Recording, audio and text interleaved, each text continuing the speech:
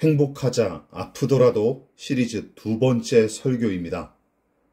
오늘 본문 말씀은 창세기 11장 27절부터 12장 5절 말씀까지입니다. 제가 설교 본문을 봉독하도록 하겠습니다. 데라의 족보는 이러하니라. 데라는 아브람과 나홀과 하란을 낳고 하란은 롯을 낳았으며 하란은 그 아비 데라보다 먼저 고향 갈대아인의 우르에서 죽었더라. 아브람과 나홀이 장가들었으니 아브람의 아내의 이름은 사레며 나홀의 아내의 이름은 밀가니 하란의 딸이요 하란은 밀가의 아버지이며 또 이스가의 아버지더라. 사레는 임신하지 못하므로 자식이 없었더라.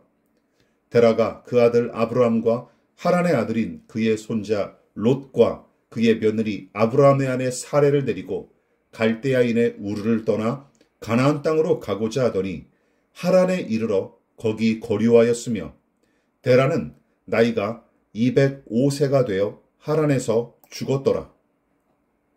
여호와께서 아브람에게 이르시되 너는 너의 고향과 친척과 아버지의 집을 떠나 내가 네게 보여줄 땅으로 가라. 내가 너로 큰 민족을 이루고 내게 복을 주어 내 이름을 창대하게 하리니 너는 복이 될지라. 너를 축복하는 자에게는 내가 복을 내리고 너를 저주하는 자에게는 내가 저주하리니 땅의 모든 족속이 너로 말미암아 복을 얻을 것이라 하신지라. 이에 아브람이 여호와의 말씀을 따라갔고 롯도 그와 함께 갔으며 아브람이 하란을 떠날 때에 75세였더라. 아브람이 그의 아내 사레와 조카 롯과 하란에서 모은 모든 소유와 얻은 사람들을 이끌고 가나안 땅으로 가려고 떠나서 마침내 가나안 땅에 들어갔더라. 이번 시간은 행복하자 아프더라도 시리즈 두 번째 설교로서 익숙함을 떠나는 고통이라는 제목으로 하나님의 말씀의 은혜를 함께 나누도록 하겠습니다. 오늘 설교 본문은 기독교 신앙의 중요한 인물 중 한 사람으로 손꼽히는 아브라함이 처음으로 등장하는 이야기입니다. 특히 믿음의 시조, 조상 아브라함이란 말로 유명한 사람 아닙니까? 그만큼 중요하게 다뤄야 할 인물이고 성경에서도 매우 큰 비중을 차지하는 사람이죠. 물론 성경에 직접 믿음의 조상이라고 언급한 구절은 없습니다. 다만 사도 바울을 비롯한 성경의 기록자들이 아브라함을 믿음의 시초이자 출발점처럼 바라보면서 교훈한 내용이 여러 군데 등장하므로 후대에 그 내용을 토대로 믿음의 조상이라는 말을 만들어낸 것이죠. 마치 삼위일체 하나님이라는 말이 성경에 직접 언급되지 않았어도 성경의 여기저기에 하나님의 삼위일체성을 끄집어낼 만한 내용이 적잖은 까닭에 많은 신학자와 신자들이 그 내용을 지지하고 또한 중요하게 여기는 것과 마찬가지죠. 그런데 믿음의 조상이라는 말은 아브라함이 최초로 하나님을 믿은 사람이라는 뜻은 아닙니다. 생각해 보십시오. 그전에도 아담의 둘째 아들 아벨이 믿음으로 하나님께 제사를 드렸고 에녹은 믿음으로 하나님과 친히 동행했으며 노아도 하나님의 약속을 믿고 방주를 준비하지 않았습니까? 따라서 믿음으로 하나님을 섬긴 첫사람을 시간 순서대로 찾는다면 당연히 아브라함은 끼지도 못합니다. 다만 성경의 저자들과 기독교 역사 속에 등장하는 걸출한 신학자들이 그를 믿음의 시조와 뿌리로 세운 이유는 대략 세 가지 정도예요. 자, 우선 하나님께서 아브라함을 믿음으로 얻는 복의 시조로 삼으시겠다고 약속하셨기 때문입니다. 또한 믿음으로 구원을 얻는 본보기를 대표적으로 보여주는 인물이 바로 아브라함이기 때문입니다. 그리고 아브라함이 받은 믿음의 은혜와 복된 약속이 다른 모든 믿음의 사람에게 흘러가게 하셔서 교회 공동체를 세우는 근간이 되게 하셨고 더 나아가 그에게 주신 믿음과 약속을 하나님 나라의 성취와 완성을 위한 뿌리와 출발점으로 삼으셨기 때문입니다. 그래서 우리는 아브라함을 가리켜 믿음의 조상이라고 부르는 것이죠. 자, 그렇다면 이제 본문으로 돌아가 보십시다. 창세기 11장은 아브라함의 아버지 데라와 자녀들을 소개하는 내용이 이어지고 온 가족이 고향인 갈대아 우르를 떠난 이야기를 기록했죠. 그리고 이어지는 12장은 하나님께서 아브라함을 친히 부르시는 그 첫 만남을 기록한 내용입니다. 그런데 아브라함이 겪은 이 두 번의 떠남에는 공통점이 있습니다. 무엇입니까? 아브라함의 여정은 그가 스스로 선택하고 결정한 일이 아니라는 점입니다. 먼저 첫 번째 떠난 일은 고향인 갈대아 우르에서 가나안으로 이주하려는 아버지 데라의 결정 때문이었죠. 당시에 우르라는 곳은 매우 발달한 지역으로서 토지는 매우 비옥했고 주민의 생활은 부유했으며 농업과 공업과 어업의 중심지였다고 합니다. 한마디로 사람이 살기에 매우 적합한 환경과 여건을 갖춘 곳이었죠. 물론 본문에는 데라의 결정으로 이주했다는 기록이 딱히 나와 있는 것은 아니지만 당시 가장의 권위로 볼 때 부정할 수 없는 일입니다. 아마도 가정에 불어닥친 어떠한 불행한 일들 때문에 가족 전체의 이주를 결정했던 것 같아요. 그러나 데라와 그의 후손들이 정착해 살던 우르에서 아들 하란이 먼저 죽는 비극이 일어났고 또한 아들 아브라함의 아내이자 며느리 사레가 계속해서 임신하지 못하는 등 불행한 일들이 연달아 일어나게 되자 가족의 분위기를 쇄신하려는 의도로 가나안 땅에 가고자 했던 것 같습니다. 그러나 가나안 땅을 채 밟아보지도 못하고 낯선 땅 하란에 정착했다가 아브라함의 아버지 데라는 그곳에서 인생을 마감합니다. 또한 아브라함에게 들이닥친 두 번째 떠남은 바로 하나님의 부르심 때문이었어요. 자, 이 경우도 아브라함이 스스로 선택하고 결정한 일이 아니었습니다. 아마도 아브라함은 아버지의 죽음 이후 하란에 계속 머물렀던 것으로 보입니다. 그런 아브라함을 하나님이 만나셨고 그를 향한 선하고 놀라운 계획을 그에게 말씀하신 것이죠. 하나님을 만난 기적적인 사건과 그분이 약속하신 말씀을 믿고 또한 아브라함은 하나님의 지시대로 아내 사레와 조카 롯을 데리고 75세에 하란을 드디어 떠나게 됩니다. 그렇다면 고향과 친척과 아버지 집을 상징하는 갈대아 우르와 하란에서 떠나라 하신 하나님은 그가 가서 정착할 땅을 지시해 주셨습니까? 아닙니다. 떠나라 하셨으면 당연히 이런저런 곳에 가서 이렇게 저렇게 살아라 하고 구체적인 방향과 목적지를 설정해 주셨어야 했는데 그냥 떠나라고 하셨으니 아브라함이 무척 난감했을 것 같습니다. 그런데 저의 추측이 아니라 신약의 히브리서에 이 난감한 상황이 분명하게 기록됐어요. 히브리서 11장 8절 말씀입니다. 믿음으로 아브라함은 부르심을 받았을 때에 순종하여 장래의 유업으로 받을 땅에 나아갈새 갈 바를 알지 못하고 나아갔으며.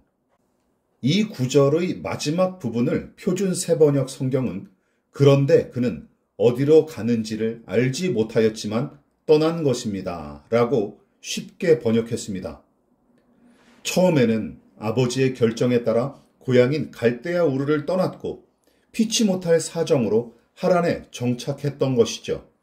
또한 하나님을 만나 떠나라는 명령을 들은 후 그곳 하란을 떠났는데 그때부터는 아브라함이 가족 전체를 책임지는 가장임에도 불구하고 목적지도 모른 채 떠나야 했으니 그에게 와닿았을 부담감이 매우 컸을 것 같습니다.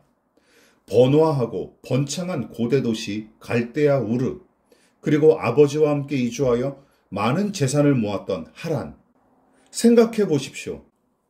두 곳 모두 물질적으로는 풍요로운 땅이었고 무엇보다 아브라함과 그의 가족에게는 익숙해져서 안정감을 누릴 수 있는 정착지였을 것입니다. 그렇게 살기 좋고 익숙한 곳을 두 번씩이나 자의가 아닌 타의로 떠났을 때 아브라함은 얼마나 많이 실망하고 서러웠을까요? 그리고 얼마나 많이 불안하고 떨렸겠습니까? 인간은 기본적으로 정들고 익숙한 데서 오는 안정감을 추구하기 마련이죠. 왜냐하면 늘 살던 장소와 익숙한 생활 방식은 예측하기가 쉽고 그만큼 저 스스로 통제가 가능한 상황들이 많아지기 때문이죠. 무슨 말인지 금방 이해하기가 어렵다면 집 떠나면 고생이라는 말을 생각해 보십시오. 좋은데 구경하고 맛난 음식 먹는 여행지를 다니는데 왜 사람들은 고생이라고 할까요? 이리저리 다니니까 힘들다는 말이기도 하지만 더 큰 의미는 익숙하지 않은 낯선 장소에서 지내는 불안감이 매우 크기 때문이죠. 장소만이 아닙니다. 사람과의 만남과 업무도 늘 만나는 사람과 늘 하던 일이 편하기 마련입니다. 그래서 대부분 사람은 익숙한 환경에 머물러 안정감을 누리기 원하고 게다가 그 익숙한 환경이 윤택하고 풍요롭다면 더할 나위 없죠. 익숙한 환경에서 안정감과 윤택함을 누리는 사람들은 그래서 변화를 싫어합니다. 그런 까닭에 안정된 생활을 하는 사람들은 대부분 보수적이고 정권 친화적 성격을 띠는 게 이치입니다. 익숙한 상태에서 누리는 안정감을 유지하고 싶기 때문이죠.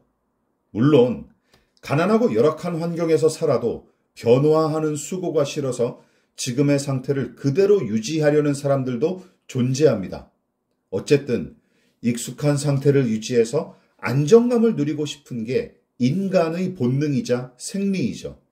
심지어 불의하고 악한 일들에 익숙해진 사람들이 참회하거나 회개하기 어려운 이유도 바로 여기에 있습니다.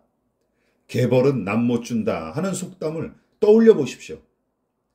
자, 이처럼 지금까지 우리가 살펴봤다시피 아브라함에게 닥친 두 번의 떠남과 새로운 삶의 시작은 그가 능동적으로 결정한 일이 아니라 아버지에 의해 그리고 하나님께 등 떠밀려서 벌어졌던 일이었습니다. 거기에는 무슨 아브라함의 비전 세우기나 바라봄의 법칙, 적극적 사고방식이나 긍정의 힘 같은 것은 전혀 찾아볼 수 없습니다. 또한 문맥을 고려해보면 아브라함이 태어날 때부터 훌륭한 믿음을 갖췄거나 하나님의 부름을 처음 받을 때부터 이미 완숙한 경지의 신앙이어서 스스로 하나님의 약속을 믿기로 단호하게 결심하고 떠난 게 절대로 아님을 알 수 있습니다. 약속의 말씀에 순종하여 하란을 떠나기로 한 결정은 잘한 일이지만 바로 뒤이어 벌어진 이집트에서의 사건은 아브라함의 믿음이 제대로 여물지 못한 매우 낮은 수준임을 증명하죠. 그러니까 그가 대단한 믿음으로 하란을 떠난 것처럼 생각하지 마십시오. 아기가 걸음마를 시작하면 잘했다고 손뼉을 치지만 그 수준에서 잘한 것이지 제대로 된 어른의 활동량과 비교하면 한참 모자란 행동에 불과합니다. 따라서 아브라함이 아버지의 결정을 따라 고향 우르를 떠나고 하나님의 명령을 쫓아 하란을 떠났을 때 그는 매우 어렵고 불안정한 상태였던 게 틀림없습니다. 그런데 그의 모습이 우리의 모습과 비슷해서 차라리 다행입니다. 왜냐하면 정든 곳과 익숙한 삶을 포기하고 새로운 어딘가를 향해 나아가며 새로운 삶을 살아간다는 게 만만찮은 일이라는 것을 우리 모두 이미 여러 번 경험하고 있기 때문이죠. 무엇보다 익숙한 삶에서 떠나는 일은 고통스러운 일입니다. 떠남은 반드시 고통을 수반하죠.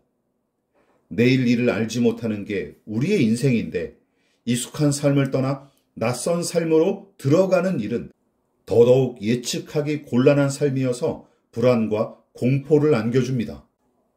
10대 청소년기 시절을 기억하십니까? 부모님의 잔소리가 지겹고 학교 다니기가 싫어서 누구나 한 번쯤은 가출을 꿈꿨던 시절 말이죠.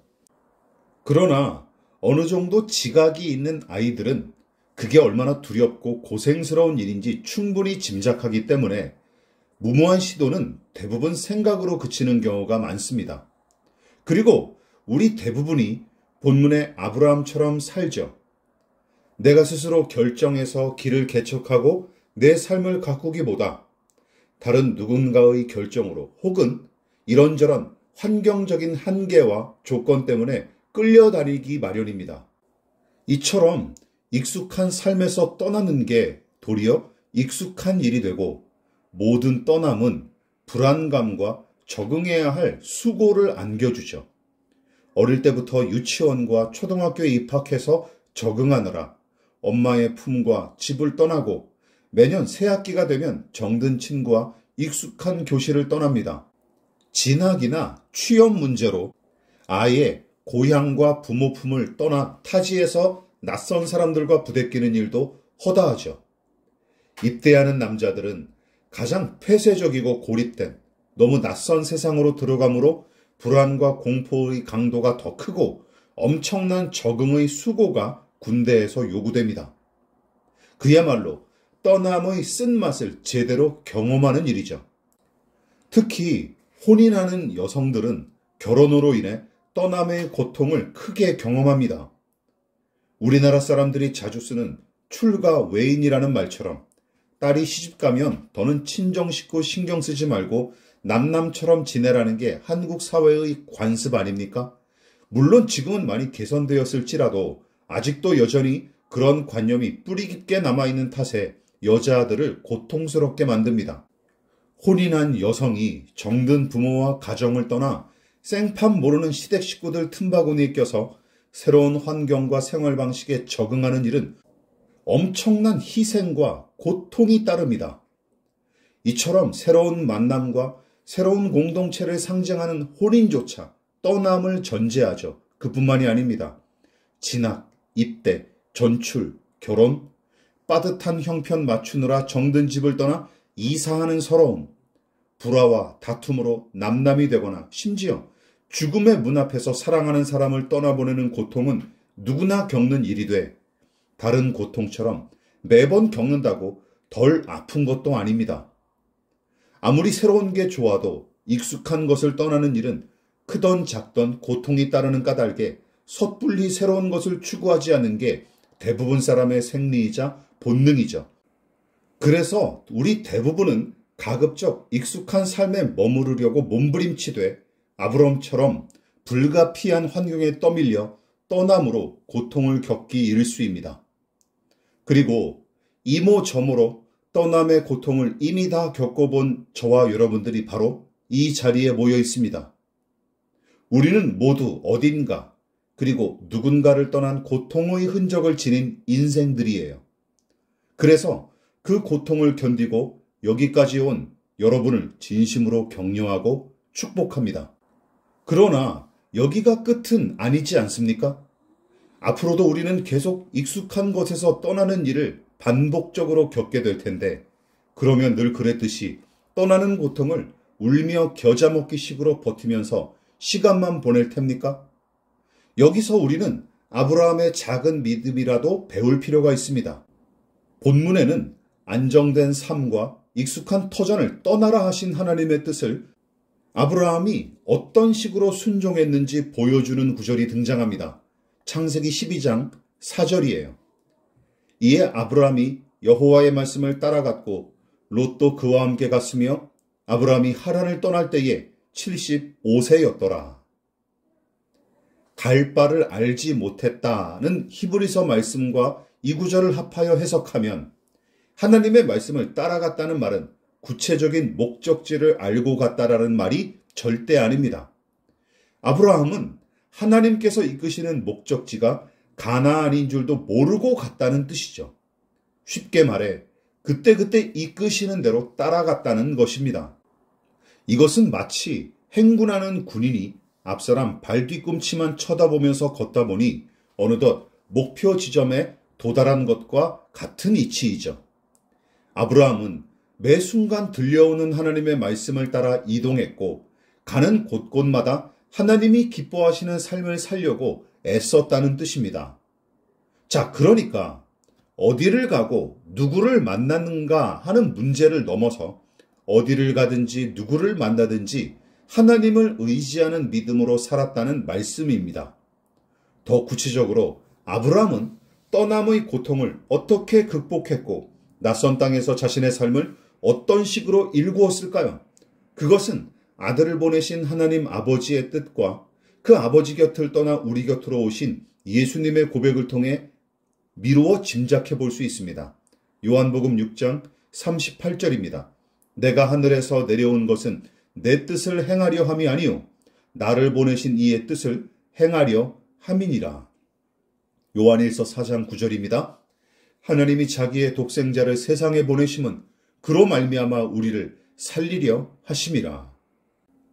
우리와 같은 죄인을 구원하기 위해 이 낯선 땅으로 오신 예수님, 그리고 당신의 아들을 죄악과 불의로 황폐해진 땅에 보내신 아버지 하나님을 생각해 보시기 바랍니다.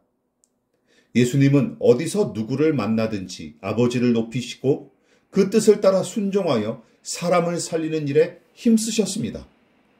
순결하신 예수님과 전혀 어울리지 않는 이 죄 많은 세상에 낮고 천한 인간의 몸을 입고 더러운 죄인들 곁으로 오신 일을 생각해 보십시오. 이보다 더 고통스러운 떠남이 어디 있을까요? 그러나 예수님은 아버지의 뜻에 순종하여 항상 아버지를 높여드렸고 언제 어디서나 아버지와 그분의 뜻을 사랑하셨기에 죄인까지도 서슴지 않고 사랑하셨습니다. 따라서 앞서 언급했다시피 익숙한 곳이냐 낯선 곳이냐 하는 문제가 아니라 하나님을 경배하고 사람을 사랑하면서 지금 이 시간을 여기서 살아내는 게 훨씬 더 중요합니다.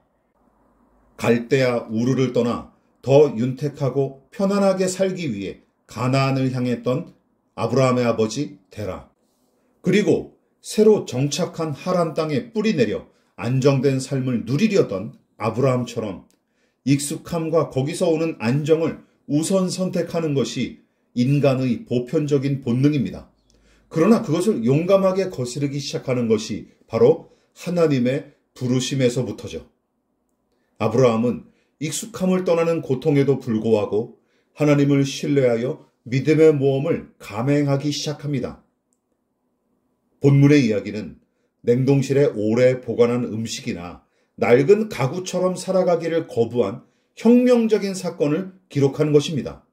그러므로 하나님의 뜻을 따르면 떠나는 고통이 줄어든다고 착각하지 마십시오. 그렇다고 성장과 성숙을 위한 변화조차 거부한 채 머물러 있기만 하는 인생이라면 여러분, 거기서 무슨 선한 것이 나올 수 있겠습니까? 또한 불신앙과 불순종, 무지와 부조리에 절여진 익숙하고 안정된 삶을 벗어나 하나님의 부르심을 따라 의와 진리를 향해 용감히 나아갈 수 있기를 바랍니다. 우리의 영혼과 마음, 생각과 정신을 딱딱하게 썩은 고깃덩이로 만드는 익숙함과 안일함을 떠나십시다. 그리고 하나님이 부르시는 낯선 곳을 향해 용감히 나아가는 저와 여러분 되시기를 주님의 이름으로 부탁을 드리겠습니다. 기도하겠습니다. 하나님, 그동안 한국교회는 적극적, 능동적, 진취적 등의 단어가 기독교 신앙의 요체이자 전체인 것처럼 호도하며 교인들을 선동했고, 그로 인해 기복주의에 매몰된 목표지향적, 성공지향적 교인들을 양산하는 잘못을 너무 오랫동안 저질러 왔습니다. 심지어 성경에 명백히 기록된 아브라함의 수동성마저 무시한 채 그를 적극적인 믿음으로 땅을 차지한 성공신화의 주인공점으로 우리는 축혀 세워왔습니다.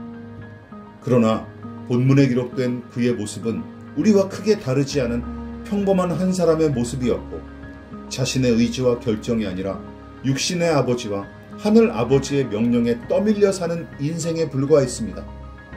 그런데도 하나님께서는 그를 기뻐하시며 그의 생애와 늘 함께 하셨고, 아브라함도 그 하나님을 기뻐하며 주님과 동행하기를 힘썼기에 그의 삶은 무수한 떠남의 고통에도 불구하고 행복할 수 있었습니다.